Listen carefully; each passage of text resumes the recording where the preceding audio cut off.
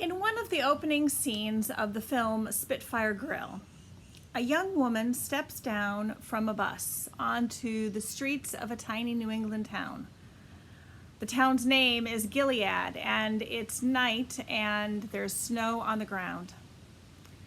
The woman is bundled up in a layer of heavy clothes. Her hair hangs down from her face, and she's carrying all her belongings with her, all in one suitcase. Now you'll come to find out that she's just been released from prison, and she's looking for a place to stay and has landed here in Gilead. And as the woman's figure moves among the main streets of the town, you see the townspeople sitting near their windows and kind of peering out from between the curtains, looking up from their television. And you see that they get nervous. Strangers don't often come to the town of Gilead. What is she doing here, they wonder, in the dead of winter and at this hour? She should go back to where she came from, seems to be the consensus of the town. There is nothing for her here. Now, the townspeople's initial reaction toward this stranger and the disposition that some of them will then hang on to throughout the movie is one of suspicion and hostility towards this young woman. It's a natural human response to us. Who knows what kind of trouble a stranger may bring? The Bible, however, teaches us a different way. It begins as early as the book of Genesis, our first reading for today, in which Abraham and Sarah greet three strangers in the desert who will end up turning out to be angels with news for them. But Sarah and Abraham don't know that when the strangers initially present themselves. They are simply following this ancient law of the desert practiced amongst the nomadic peoples of the Near East. It requires that if a stranger approaches you, appears at your tent, you were to welcome them. You were to share your food and your drink and your shelter. In the searing heat of a desert, the laws of hospitality were a matter of human survival as one would travel. And it's still practiced among many of the Bedouins today.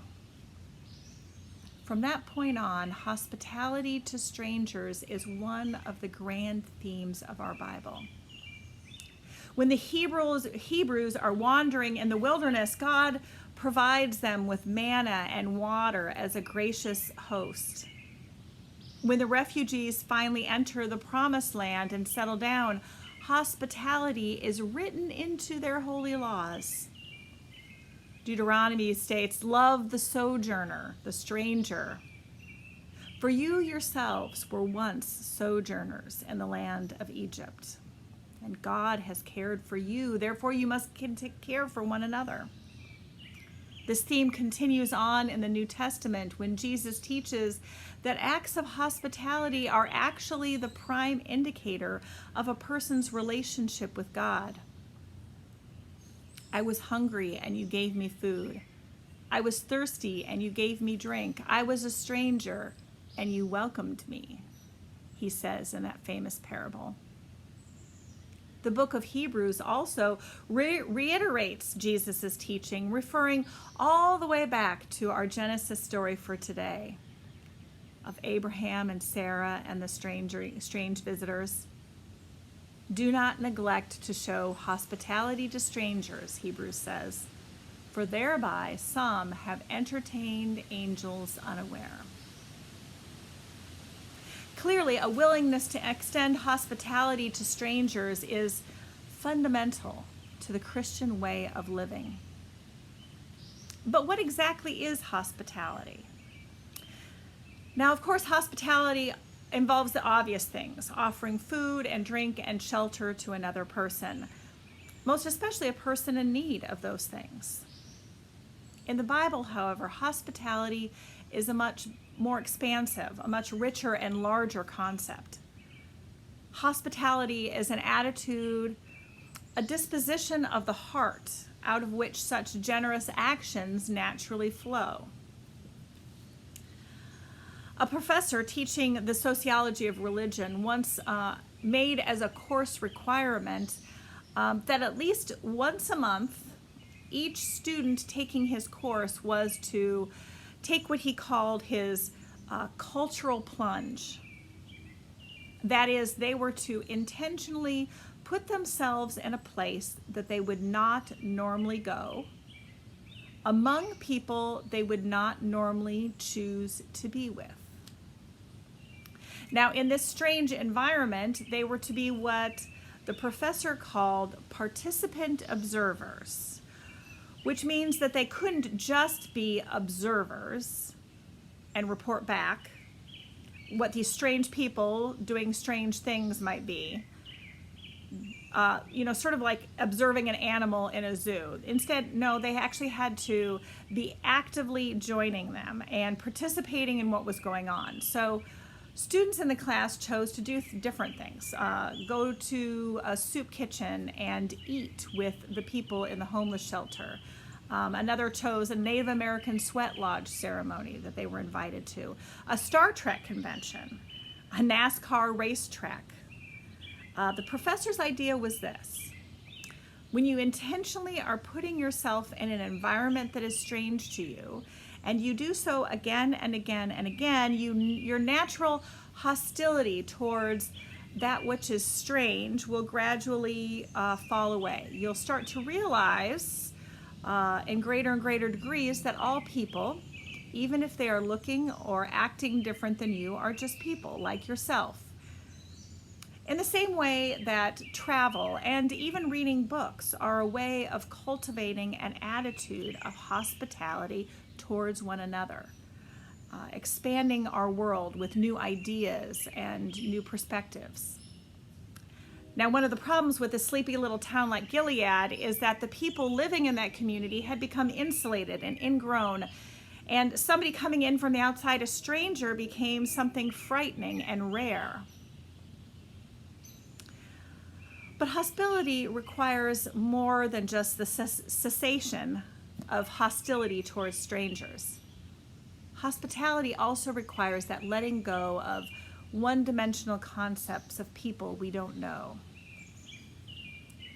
Have you ever noticed how often someone will say about someone else, "Oh, well, he's an alcoholic," or, "Oh, wait, well, she lives in a trailer park," as if that one thing about them says all there is to know about that person, as if that's all that there is to them.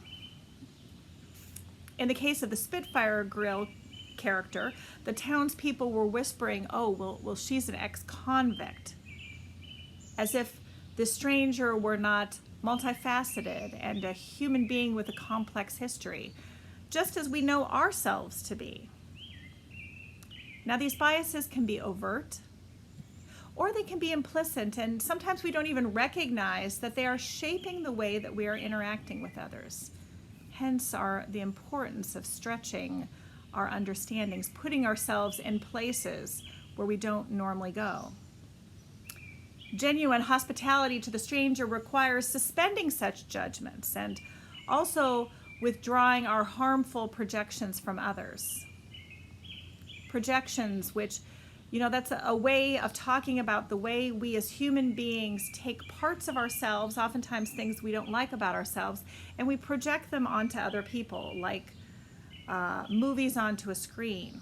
And the process by which we do that is mostly unconscious. The result is that we see in other people the fears and the failings that we refuse to see in ourselves. We critique others because that's safer than critiquing ourselves. And by the process of projection, we may regard a stranger or a whole group of people with whom the stranger belongs, as it were, as immoral, for instance, or ignorant, or prone to violence. Which brings us to a final thing that hospitality requires, and that's perhaps the hardest thing of all. Hospitality requires not just the absence of hostility, and not just the suspension of judgments and projections upon others, but hospitality requires the willingness and the capacity to create an open and empty space into which strangers can come and find themselves at home. And also, there needs to be a willingness to be changed ourselves by their presence. There is a Zen story about this. The story is told of this Japanese Zen master who once received in his home a university professor who came to inquire about Zen. But in the process of the interview, was just continually talking incessantly, asking questions and follow-up questions. And the master welcomed the professor graciously and began to serve him tea in the middle of that. He poured the visitor's cup full and then kept pouring and pouring. And the professor watched the cup overflow with dismay until he could no longer restrain himself. And he said, "It's over full," he exclaimed. "No more will go into that cup." And the master responded, "Like this cup, you are also overfull. You are full of your own opinions and speculations, your own thoughts and desires. How can I show you Zen unless you first empty your cup?" We begin this summer of focus on love and compassion for others with the recognition that our cups are too full. We are too full of our own opinions and speculations, our thoughts and our desires. We are full of assumptions and prejudices and justifications and defensiveness. Yet more than ever, we need people who have been able to empty their cups in order to make space for the other. We need people who are willing to take that cultural plunge into a new and sometimes uncomfortable spaces. We need people who are able to share what they have with others, that others might have space and voice for themselves. That's hospitality. It's a spiritual quality, a disposition of the soul, and it may end up with concrete acts of offering food and drink and shelter, but it begins with letting go of suspicion, a suspension of judgments, and the cultivation of a genuinely open and spacious and welcoming heart for others. As it says in Hebrews, "Let love be genuine, my brothers and sisters, and do not neglect to show hospitality to strangers, for thereby some have entertained angels unaware." Amen.